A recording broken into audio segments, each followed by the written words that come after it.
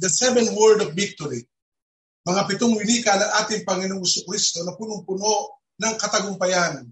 Sa loob ng ilang taon na narito sa lupa upang gawin ang pinapagawa ng Diyos Ama, ang mga salitang ito ay natupad, nangyari. Kaya samahan niyo po ako sa pagbubulay ng mga salitang ito. Ang 7 last word ay nahati po ito sa 2. Kaya atin pong bubulayin ngayong hapon at bukas ng hapon. Ang unang 4 at ang ikalawang 3, ang huli. Kaya ang unang 4 ay tumutukoy sa katagumpayan ng tao. At ang huli po ay ang katagumpayan ng ating Panginoon Kristo. Kaya ang aking mensahe sa araw na ito ay sa napaka-importanteng bagay na ginawa ng ating Panginoong Kristo kung sila buhay. At lahat ay nagkakaroon ng pag-alaala. Inaalala natin ang namahal natin sa buhay na namatay, kung ito'y magulang, kapatid, ama, o sino mang malapit sa ating puso ay naalala natin ang kamatayan. Ginugunita natin at binibigyan natin ang tinatawag na oras upang alalahanin ang mabubuti ng ginawa. Kaya kung bakit ang taon ang mahal natin sa buhay ay ating pong inaalala. Yun po'y napakaganda sapagkat ito ang pag-alala ng pagmamahal. Pero sa mga panahong ganito, minsan na nalilimutan ng maraming tao, ang hangin ng ginawa ng ating Panginoon Kristo na kung saan ay nagbigay ng buhay sa bawat isa. Kaya samahan niyo po ako.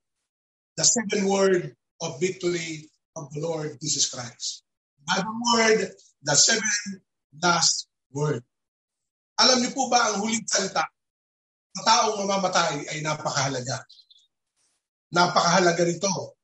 May mga habiling wika, may mga last will of testament, may mga salita na ito ay nagpapatunay na ang sinasabi ay totoo na kung saan ay dapat natin paniwalaan. Kaya dito po sa ating pag-aaralan ngayong Huwebes Santo, tapos po ay Biyernes Santo, 2 araw mahal sa no? Tahimik ang ating kapaligiran, bagamat ito. Pero hindi kaya hadlangan ang alalahan natin ang ginawa ng ating Panginoon. Kaya kapag kaibigan sa mga roon, dito man sa Pilipinas, dito ang bansa, samahan niyo po akong muli natin balikan ang mahalagang salita ng ating Panginoon sa Kristo na sinabi niya nung sinabi ko sa lupa. The 7th last word or the 2nd word of victory. Ang unang-una po ay matatagpuan po natin sa Lucas 23. Ang sinabi po ng Bible, Jesus said, Father, forgive these people because they do not know what they are doing. Ama, patawarin mo sila sapagkat hindi nila alam ang kanilang ginagawa. Mga salita na nagpapahiwatig kung saan ang kabanalan at ang buhay ng ating Panginoon Kristo ang pababalot o nakalagay sa napakahalagang salita ng pagpapagawa. At yun, mula po noong oras na siya ay dinampot, pinarusahan, kapag nalating akad, sinampay, tinarakan ng urang tinik, at napakarami pang bagay na sasabihin natin napakasakit na kung ito'y atin pong gagraduhan, ito'y isang napakalaking kasalanan ng tao na ginawa sa ating Panginoon. Pero sa mga sandaling yon, nakikita natin ang Panginoon sa Kristo ay puno-puno pa rin. Kaya dito tumutukoy po ang mga salitang ito, mga kapatid. The first word of Jesus Christ is the word of forgiveness. The word of forgiveness. Ng pagkapatawad sa lahat ng ginawa ng mga tao noong unang panahon sa Kanya, noong siya'y namubuhay dito. Forgiveness is difficult to extend when everyone around you is against you. Napakahirap talagang sabihin ang pagkapatawad samantalang nakaharap sa iyo ang mga taong nakakasala sa iyo, sumasakit sa iyo. Iyan ang naranasan ng ating Panginoon. As I said, forgiveness is difficult to extend when everyone around you is against you. But Jesus taught us the greatest lesson of love when He asked God to forgive those who were killing Him. Imagine, alam nyo, ito po ay salita ng katagumpayan, salitang pagpapatawad na kung saan lumabas sa bibig ng ating Panginoon, na kung saan ay hinihingi niya, Ama, patawarin sila, hindi nila alam ang kanilang ginagawa. Alam nyo, bilang tao, napakarami talaga na nagiging dahilan kung bakit sumasama ang ating loob. Nasasaktan tayo sa mga taong gumagawa sa atin ng hindi tama sa atin. Nakapalibot sa atin, naririnig natin, nababasa natin. Lahat tayo nasasaktan. Pero makikita po natin, balikan natin ang unang salita ng dita ng Panginoon. Nag-release siya ng forgiveness even though, ang sabi nga ay, forgiveness is difficult. So difficult to extend when everyone around you is against you. Napakahirap talaga. Yung taong nagmura sa harapan mo, yung taong ikaw ay ninapastangan, yung taong niloko ka, yung taong nagsinungaling ka at nasa harapan mo, napakahirap na magpatawad. Pero mga kapatid, bahagi ng ating buhay na kinilala natin ang kabutihan ng Diyos. Ang ating Panginoon Kristo ay naging tao. At kinilala natin siya naging tao. Namuhay nakapiling ng maraming tao at ipinakita kung gano'n kalalim ang pagmamahal sa atin ng ating Panginoon. Kaya dito, habang tayo inaalala natin ang ginawa ng ating Panginoon, ito'y salita na nagpapaalala sa atin. Na kung saan ito'y salita ng katagumpayan that the Lord Jesus Christ released His forgiveness. The word of victory, the word of forgiveness. Napakasarap yatang magpatawad.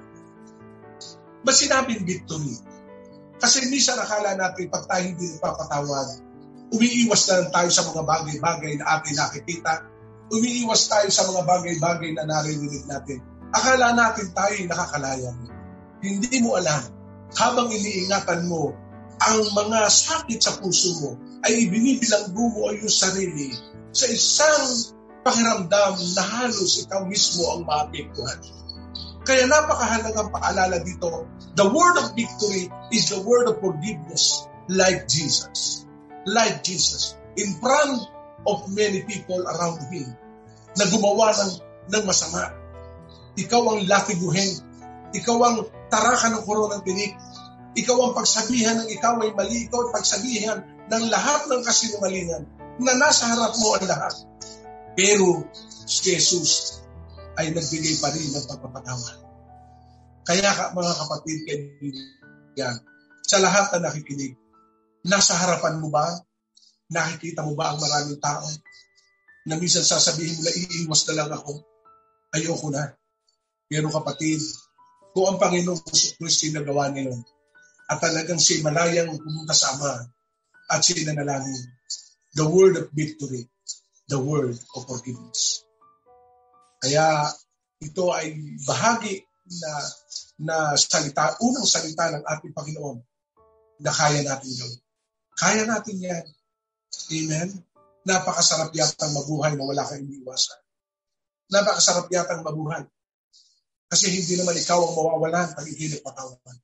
Bagkus ikaw pa ang magbibigay at makakaranas ng pagkapala. Ang unang-unay kapayapaan, ang unang-unay migidi sa labi at wala kang iniiwasan. Kaya the word of victory, the first word of Jesus Christ, the word of forgiveness. The victory word of forgiveness. Written in the book of Luke 23:34. And Jesus said, Father, forgive these people because they do not know what they are doing. Kaya mga kapatid, ang unang salita para sa iyo din at sa akin. Kaya sinabi ko sa inyo, ang pitong wika ng ating Panginoon na hati sa dalawa. Ito ay katagumpayan para sa iyo at salita ni Jesus para sa iyo. At yung huling mga salita ay para sa katagumpayan na kanyang nagawa bago siya bumalik sa Ama sa langit. Kaya yun ang unang-unang salita ng ating Panginoon. Kaya tandaan natin ito. Forgiveness is an act of faith, feeling, and emotion. Or to set against forgiving. To the natural mind, it does not make sense to forgive someone who has betrayed us, abused us, insulted us. Talagang naroon pa rin ang pagpapatawad. Nainsulto ka ba? Amen? Somebody forsaking you? Somebody abusing you? Insulted you? Marami nagagawa. Na para ba sasabihin mo, ano naman yun, ako na nasaktan, wala naman ako nagawang kasalanan, ginawa ko lang naman ang aking dapat gawin. Ba't pa ako magpapatawad? Pero mga kapatid, ang ating Panginoon Jesucristo, wala naman siya nagawang masama sa maraming tao. Manyapat siya patuloy na gumawa ng mabuti sa maraming tao, nagpagaling na may sakit, nagpala, gumawa ng himala, nagpakain sa nagugutom, bumuhay ng patay, mga mali ba yun? Pero ang ginawa pa rin ng tao, siya sinaktan, inabuso siya, at minaltrato hanggang sa tuluyang ipinako sa krus. Pero in the last breath of our life, in the life of Jesus Christ, yung huling 6 hours, ang huling 6 na oras nang siya nakabayubay sa krus ng Kalbaryo, ay nilika niya ang unang salita, patawarin ko siya. Kaya lahat tayo ay magiging malaya sa lahat, magpatawad tayo. Kung ang Diyos ay nagpatawad, ba't hindi mo kayang gawin magpatawad? Huwag nating alipinin ang ating mga sarili sa binabaon-baon mo sa iyong puso. Dahil sa tuwing makikita mo yan, muling maaalala mo ang ginawa niya sa iyong pag-abuso, pagmaltrato, o mali na ginawa sa. Pero makita natin, ang ating Panginoon Jesucristo, literally nakaharap sa Kanya ang lahat ng tao na kung saan ay siya ay ginawa ng masama. Pero literally, very, very bold na sinabi niya, Ama, patawarin mo sila. Hindi na alam ang kanyang ginagawa. Kaya hindi nila talaga alam. Amen? Kaya wala tayong magagawa kundi, Lord God, salamat. The word of victory ay gagawin ko at palalayain ko aking sarili. At sino mga maraming tao ay patuloy na mamagpapala. Ikalawang salita ng ating Panginoon na napaka-importante. Kaya makita natin dito. Verse part ay again, the word of victory, the word of forgiveness. The important thing that Jesus Christ stated is that forgiveness take place. Ang sabi dito, you see the cross is all about forgiveness. Pag nakita daw natin ang krus ng Kalbaryo, yun ay sinisimbolo ng unang salita ng Panginoon, ang salita ng pagpapatawad. Yung iba, pag dumadaan sa bawat malalaking simbahan ay nag-aantanda. O minsan naman ang kanilang bahay ay mayroong krus. Hindi lang yung palamuti, kundi ang krus ng Kalbaryo ay nagpapaalala ng pagpapatawad sa tuwing ating nakikita. The reason that Jesus Christ was on the cross was to provide a way for us to forgive, to release forgiveness, and for us to be forgiven. Yun ang dahilan. Kaya nga siya krus. Ang ibig sabihin, horizontal, nakikita natin, at vertical. Ito'y tumutukoy sa ating Diyos. Relasyon at pagpapatawad ng Diyos sa atin. At ang ikalawa ay ang ating relasyon sa kapwa-tao na tayo'y nagpapatawad. Kaya ang Diyos, kung nagpatawad, tayong lahat. Amen? And the last word dito sa first natin tinatalakay, Jesus was the sacrifice. Jesus was an end on the way. He is the way. Jesus is telling us that the cross is all about forgiveness. Ang kabuuan ng krus ng Kalbaryo sa unang salita ay salita ng pagpapatawad. Kaya makita natin ang krus niya. Amen? Forgiveness. The second word, ang sabi dito sa Luke 23 verse 43, and Jesus replied, assure you, today you will with me in paradise. Wow! Matapos ka magpatawad na ito'y ibinigay ng Panginoon, the word of victory is the word of invitation. The first word of Jesus Christ is the word of forgiveness. The second word of Jesus Christ, the victorious word of Jesus, dito sa 7 last word, is the word of invitation. Today, you will be with me in paradise. Makikita natin, sa aking likod, meron pong 3 krus. Ang nasa gitna ay ang krus ng ating Panginoon. Makikita natin. At doon sa 2 tabi ay 2 taong nakapako dahil sila nagkasala sa ating Panginoon. Kaya dito makikita natin, winika ito. No? Nung isang nakapako sa krus. At ang sabi doon sa aklat ng Lucas Kapitulo 23, 42, 43, ang sabi ganoon, Jesus, alalahanin mo ako pag ikay nag-ahari na sa paraiso. At ang sabi ng Panginoon, the second word ay ito, mula dun sa taong nakapako sa krus ng Kalbaryo, ang sabi niya, today, I assure you, today you will be with me in paradise. Ngayon din, isasama kita sa paraiso. Kaya mga kapatid, the second word of Jesus Christ is the word of invitation to everyone of us. Yung taong makasalanan mo, mayroong assurance na ipinangako ang Panginoon, the word of salvation, the word of invitation, today you will be with me in paradise. Ang Panginoon ay nangako na isang paraiso. Ang Panginoon ay nangako na isang magandang buhay, eternity. Eternidad na buhay. Kung meron po tinatawag na terrestrial living, meron po naman tinatawag na celestial living. Kung may buhay po dito sa lupa at may buhay naman din po doon sa langit. And the word of invitation, addressing doon sa makasalanan. Hindi sinabi po ni Jesus na today, no, hindi sinabi ng Panginoon na ito, mag-member ka muna sa isang religion. Amen? To be with me in paradise, you need to be a member for the religion.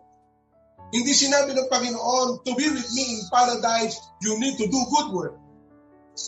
Hindi sinabi ng Panginoon, today you will be with me in paradise. Ang sabi ng Bible, gawin mo ito. Kundi meron pong sure invitation ng Panginoon. Once na atin tinanggap siya bilang Panginoon, katulad ng magnanakaw na yun sa krus ng Kalbaryo, na nasa tabi niya, ang sabi niya nung magnanakaw ay ito, alalahanin mo ako pag ikay nag-ahari niya. Ang sabi ng Panginoon sa Kristo, ngayon din isasama kita sa paraiso. Kaya, napakabuti ng ating Panginoon. Meron siyang tinatawag na the word of invitation. The assurance of our lives, no other than from the Lord Jesus Christ. Kaya sabi nga ng Matthew 11:28, ang sabi nga nun, those who are weary and heavily laden, come to me, and I will give you rest. Napapagod na ba tayo? May problema ba tayo? May pangailangan ba tayo dito sa lupa? At lalo-lalo na, meron tayong higit na pangailangan sa eternidad. And Jesus Christ inviting us to be with Him. Today, you will be with me in paradise. And what kind of paradise? Makikita natin dito. The cross is God's plan to reconcile us to Himself. The cross is the way that Jesus died for us, to make way for us to enter paradise with Him. Kaya, ang krus ng Kalbaryo ang naging dahilan din upang mabuksan ang isang napakahalagang bagay sa ating buhay na hindi po matatapos ang buhay natin sa lupa. Merong paraiso na inihanda ang ating Panginoon. That is what we call heaven. Ito ay sinabi din ng Panginoon na katulad ng pangako niya, ito ay isang kalangitan. Kaya makikita natin dito in the book of Revelation 2:7, ang sabi dito, he who has an ear, let him hear. What is the Spirit saying? The church. To him, ever overcomer, I will give the right to eat from the trees of life, which is the paradise of God.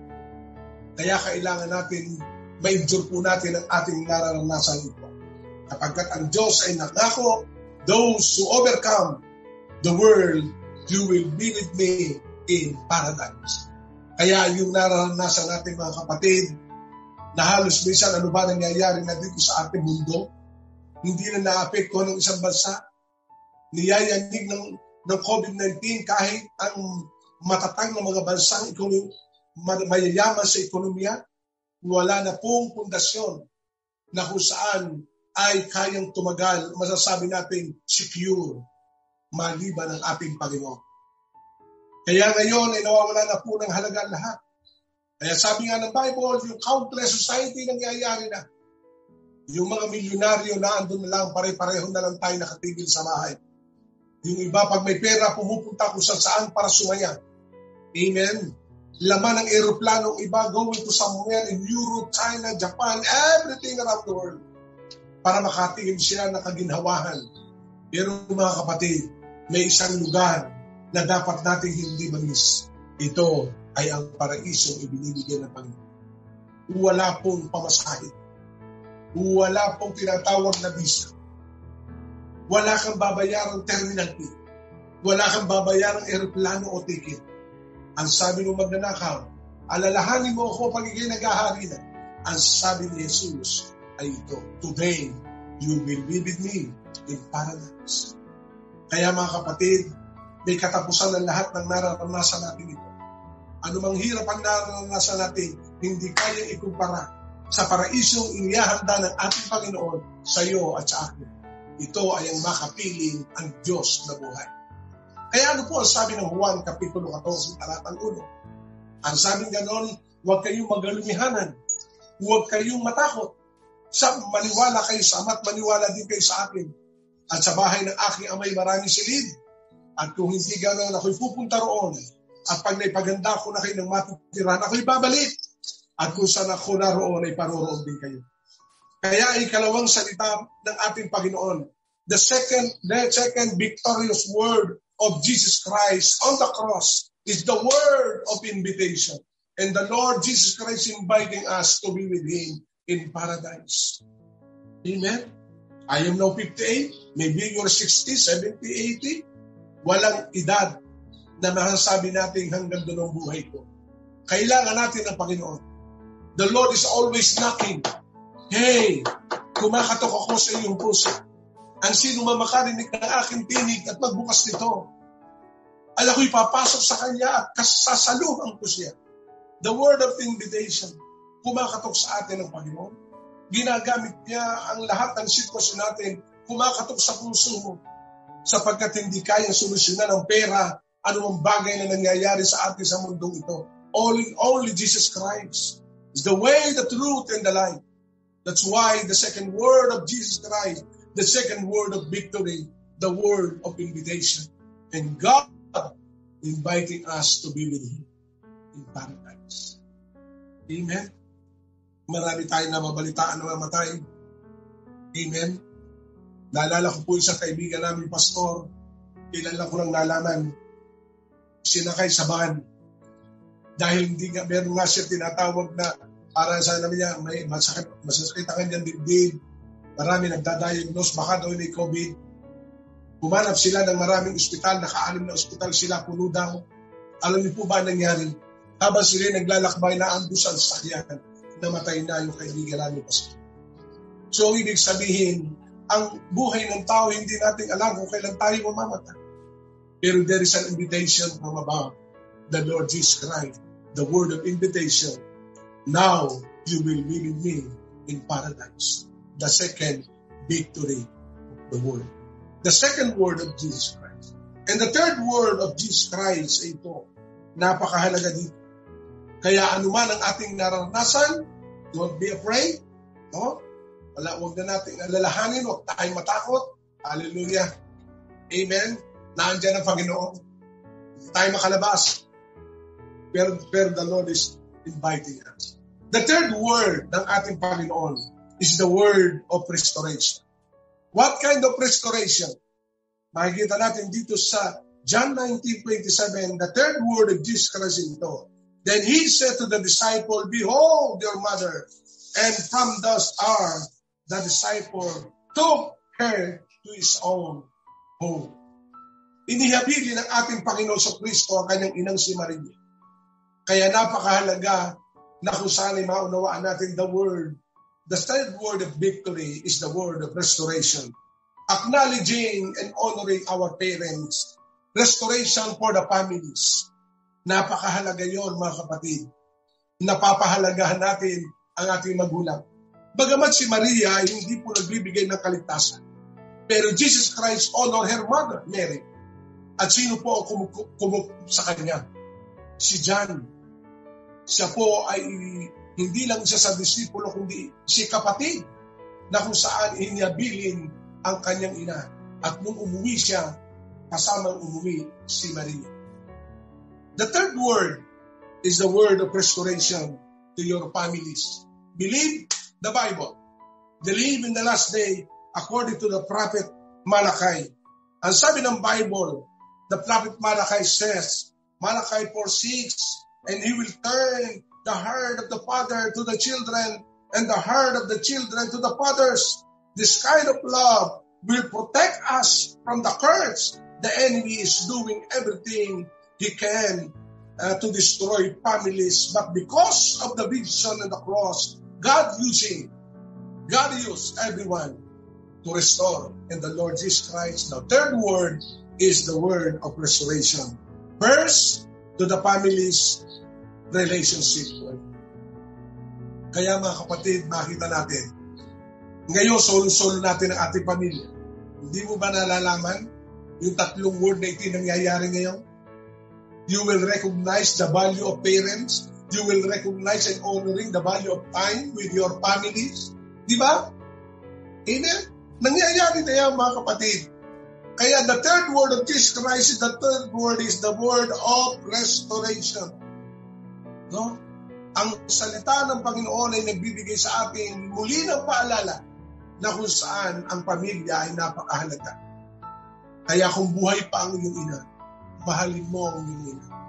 Ako po, pag po ako'y nagpupunyar ng service, ito ginagawa ko. Meron po akong gesture na ginagawa pag ako'y nagpupunyar ng service.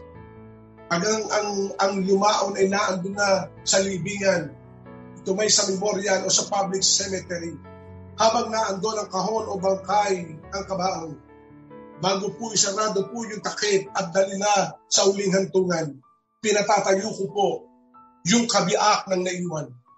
Kung ang naiwan ay ang ama, kung ang naiwan ay ang ina. At pagkatayo po sa unahan, tinatawag ko po ang asawa o mga kapatid at inihahabilin ko ang kanilang magulang.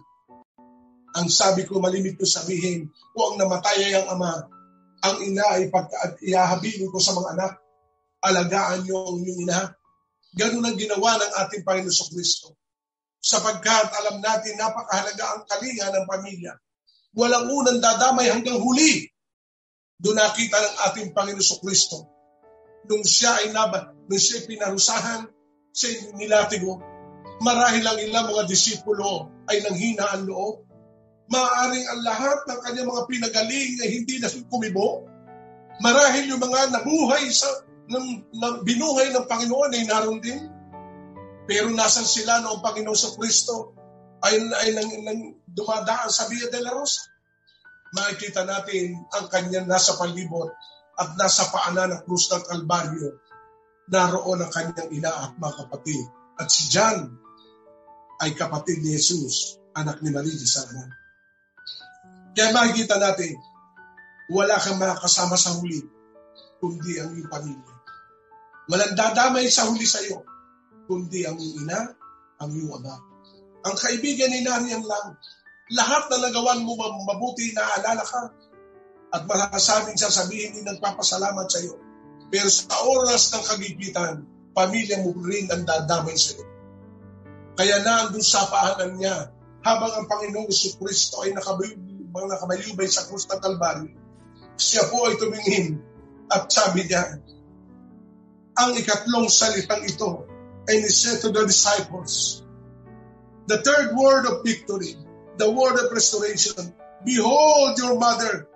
And from that hour, the disciples took her to his own home. Ang ibig sabihin, pamilya pa rin ang kukupkup sa mga taong naiwan, sa mga taong sabihin ng dumanas ng napakaraming problema. Kaya kapatid, kaibigan, kung may mahal ka sa buhay, huwag mong kakaligtaan. Amen. Amen. Marami din po akong nakondak na funeral service. Napakaraming mamahaling bulaklak. Napakaganda ang kabaong. Ang ganda ng serbisyo. Nakakarosa ng inilibing. Minsan ako'y nagtatanong, Nung kayang buhay ang taong ito, ipinaramdam ba ng pamilya ang pagmamatay? Nung buhay kaya ang namatay na ito, nabibigyan ba ng prutas? Nabibigyan ba ng lahat?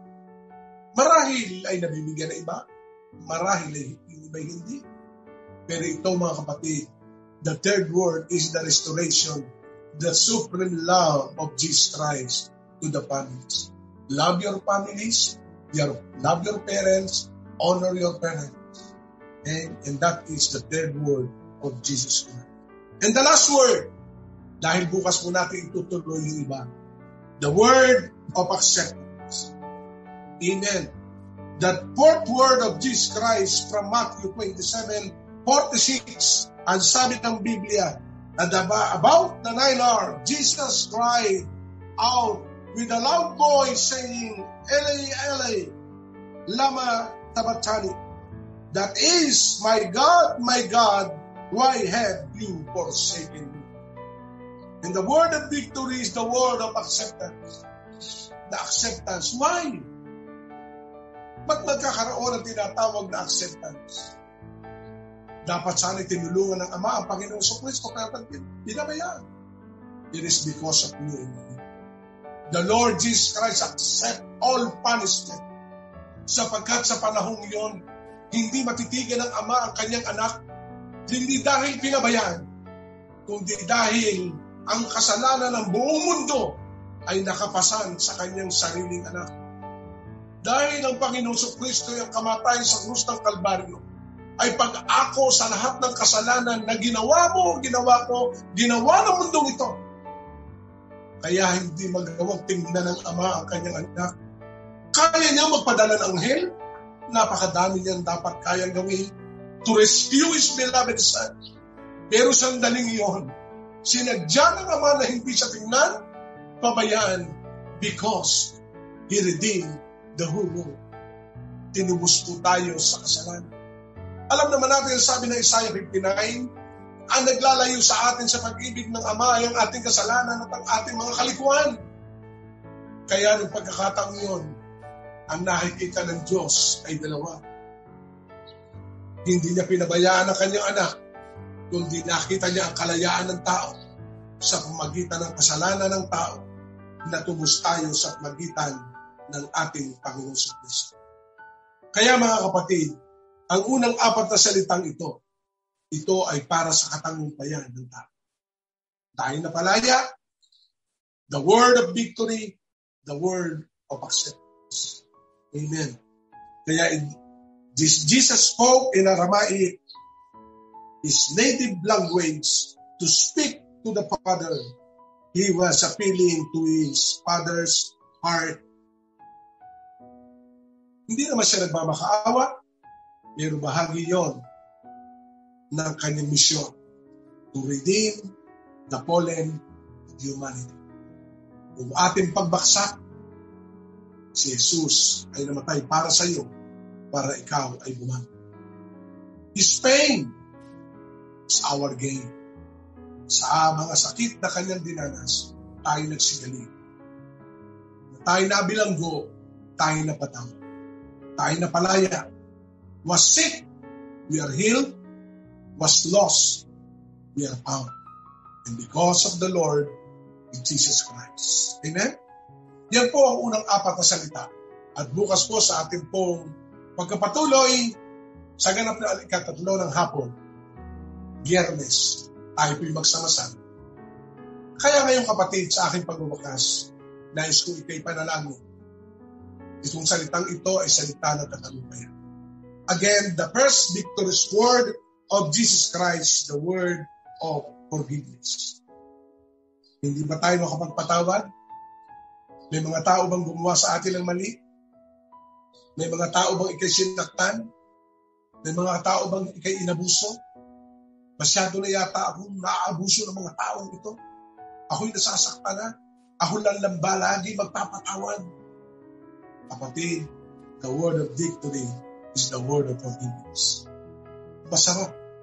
Kaya si Jesus, habang nakapalibot sa kanya maraming tao, siya ay nagpatawad. Ikalawa, the second word of victory is the word of love of God, the word of invitation. God is inviting us. Today, you will be with me in paradise. Not tomorrow. You need Jesus Christ. And this is the sure word. The word of invitation of Jesus Christ for us to be saved. His protection, His covering is always there and available. Kaya sabi ng Panginoon, today, not tomorrow. Ang ibig sabihin, every day we need salvation. Every day we need protection. Every day we need supply. And today you will be with me in paradise. Kaya ang pagsagot ng Diyos ay hindi huli. Kung kailangan mo, today, the second word of Jesus Christ, the word of victory, the word of invitation. And number 3, the word of restoration. Dahil binili niya ang kanyang ina. God will restore your families. At ngayon, during pandemic, grabe lang sapagkat ngayon, meron po quality time ang mga anak sa magulang, tino-honor ng mga anak ang magulang, binibigyan ng oras. Kaya, the word of victory of Jesus Christ, the third word is the word of restoration. God will restore your families. God will restore abundance life to you. Amen. And the last word, fourth word sa ating first day is word of acceptance.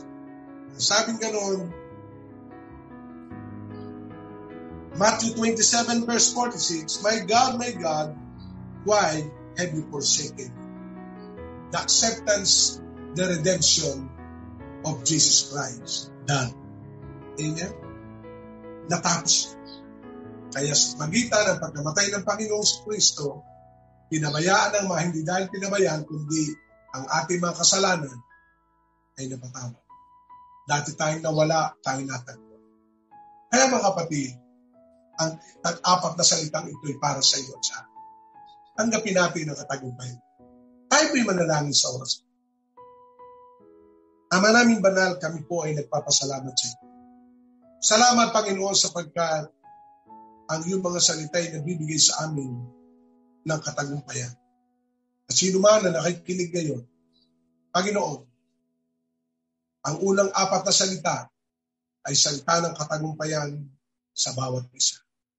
Kadakilang Diyos, pangunahan mo kami. Sumunod po ang lahat sa maiklipan lang. Panginoong Hesus, salamat sa iyong salita. Sa 7 wika at 7 katagumpayan para sa akin. Maraming salamat. Kinikilala kita bilang aking Diyos. Salamat sa ginawa mo sa krus ng Kalbaryo. Salamat sa kalayaan. Salamat sa kagalingan. Salamat sa katagumpayan. Panginoon, maraming salamat sa lahat ng ito. Ito ang aking dalangin sa pangalan ng Panginoong Hesus. Amen and amen. Lapakan natin ating Panginoon. So, ang lahat ay patuloy na inihahabilin ko sa mapagpalang kamay ng Diyos. Amen. Pagpalain tayo ng Panginoon. Ito po si Pastor Jimmy Evangelista na nagsasabing ang buhay na ganap kay Jesus nagbubuhay. Pagpalain tayo ng Panginoon. I love you with the love of the Lord. God bless us. Amen. Praise God.